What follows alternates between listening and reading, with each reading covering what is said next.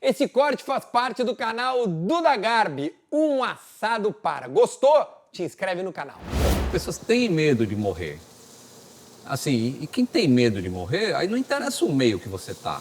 Se vai ser um carro, você tem medo de morrer. É a morte. É a morte. É.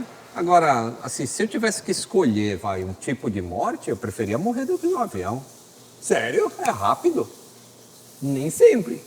Raramente não é. E todos os acidentes assim, todos não, vamos lá.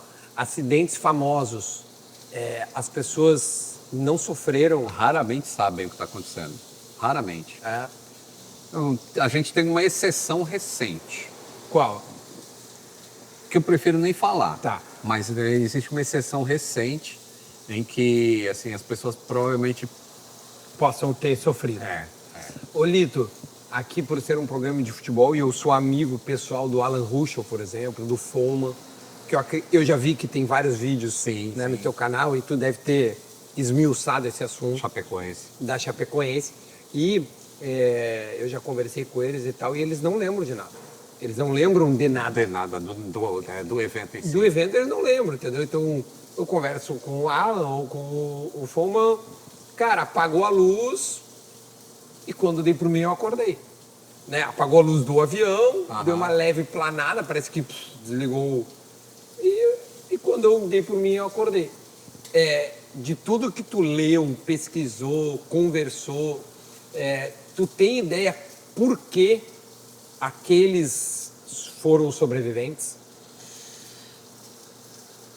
Pela posição que eles estavam sentados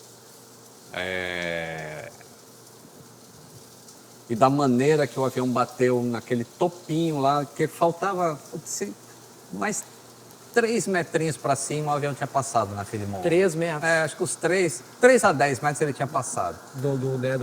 Da montanha. Então, quando houve a colisão, a fuselagem se rompeu em 2 partes.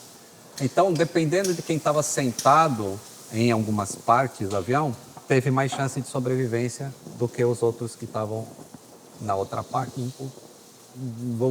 Faz de conta que pega uma coisa de uma bolacha e tu quebra assim. É isso que mais ou menos teoricamente isso aconteceu. E quem estava na parte da frente teve menos chance. Entendi. Quando bateu e subiu, assim... A batida provavelmente foi com o bico e não com a não com... Não com a parte de baixo, assim. Ah, tá. Então é isso Você que conversou faz. com os guris? Eu vou fazer, acho que um Little Lounge, que eu tenho um podcast também com o Foman. Ah, legal. A gente tentou fazer na primeira temporada, mas ele não conseguiu por agenda. E aí a gente vai fazer agora na segunda temporada. Pra ti vai ser riquíssimo, eu vou ver muito isso aí. Vai estar disponível depois. Vai estar disponível, vai. Tem um outro lance curioso da Chapecoense, que é um dos caras lá, um mecânico, o que sobreviveu também. Na verdade, sobreviveram 4, né? Isso.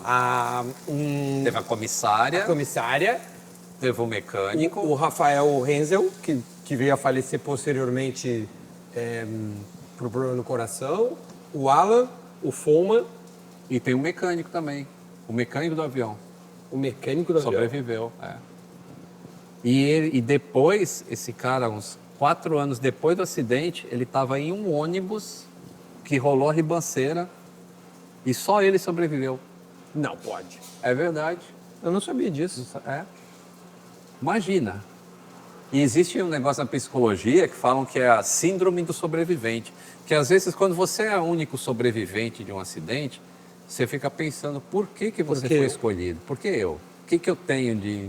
E isso, às vezes, dá uma despirocada na pessoa. Aí imagina 2. Pá, esse cara deve sim, ó. Mas sabe que tu conversa com os guris, passado tanto tempo, eles não têm nenhum trauma. Zero. Zero viagem. Né? O Alan segue jogando, né? Então joga pra lá e pra cá. O Fomo parou de jogar, óbvio, o acidente fez com que ele perdesse a perna, então. Mas ele viaja e a vida segue, né? Aí já é psicologia, mas os caras se esquecem, né? É uma superação, né? É uma superação. que passar pelo que você passou e perdeu muita gente, né? Pá, tá louco. Então Mas o acidente da Chape é um milagre da aviação, é um milagre... como definir que pessoas sobreviveram a um acidente aéreo? ele não chega a ser um milagre, porque ele foi uma sequência de negligências gigantescas. Eu considero que nem foi um acidente, foi praticamente um crime o evento em si. Mas o fato de pessoas terem sobrevivido é sim um atestado de como a aviação evoluiu lá dos anos 40, 50 e 60 para esse avião, por exemplo, dos anos 80, esse BAE, que era o avião que ele estava. Então, já tem algumas coisas na fuselagem, na maneira que o assento é preso no chão. Tudo isso mudou com o passar dos anos. Porque foi se descobrindo com acidentes, pô, a gente precisa reforçar isso, precisa fazer Sim, aquilo. precisam melhorar. E aí, quando sobrevive gente... teve um acidente recente lá em Toronto, no Canadá, em que o avião pousou de cabeça para baixo, assim que ele virou. Você lembra dele? Eu vi isso. Isso tem, acho que uns 2 meses. Meu Deus. O avião, na hora do pouso, ele virou, assim, ele quebrou uma asa, ele virou e parou de cabeça para baixo, no meio da neve. E nenhum passageiro perdeu a vida. Todos ficaram pendurados de cabeça para baixo com cinto. Com o cinto. Aí foi difícil fazer evacuação, né? Porque o avião está de cabeça para baixo, então você tem que pisar no teto. Os únicos que se machucaram foi na hora que soltou o cinto, que aí o cara caiu pro teto do avião, né? Que tava no Que loucura, cara.